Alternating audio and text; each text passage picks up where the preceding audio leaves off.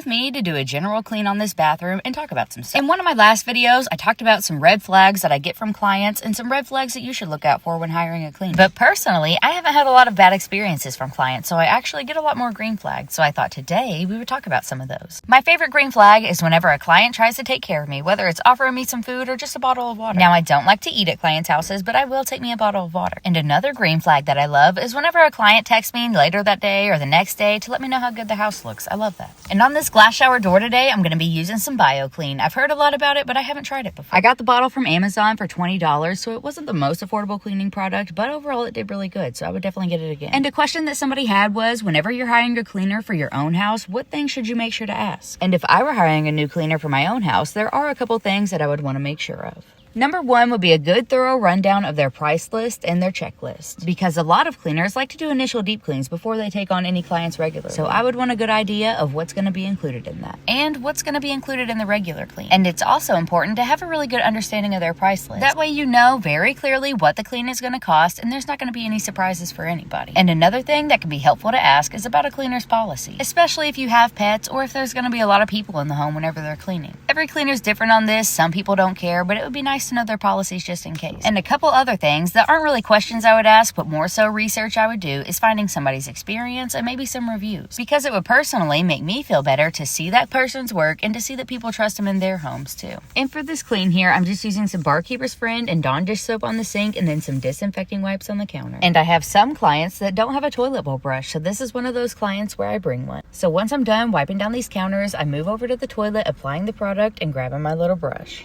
And whenever I bring one like this, I never reuse it, but that's okay with me because they're pretty cheap. While we're on the topic of this scrub brush, I've tried a lot of different scrub brushes, but I love this one because it has a little plastic scraper on it. So I can scrub whatever I need to, whether it's a toilet or some grout, and if I need to scrape something up, I can do that too. Hey. But after we pop that toilet bowl stamp, I get on to disinfecting this toilet from top to bottom using some disinfecting wipes. And it has come to my attention that not everybody on here is a fan of my tattoos. So I guess luckily for me, I didn't get them for anybody besides myself. So if you're one of those people that also really likes tattoos, but you're scared to get yourself covered because you don't know what people are going to say, here's your sign to do it.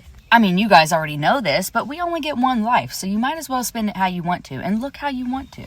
So to the people who wonder why I chose to get tattoos, because I like them, bitch. I mean, God forbid a girl has an appreciation for art. But to the people who also appreciate art and like my tattoos and do have nice questions about them, let's answer some of them. First up is how many I have. And I honestly didn't know this for a while, but I went through, tallied them up in my notes, and I have 25. And I don't always share the meanings with people, but a lot of them do have a meaning behind them. And a couple of them, I just liked them, so I got them. But anyways, if you needed it today, here's your sign to be authentically and unapologetically yourself. And if you're not following me on any of my social media platforms,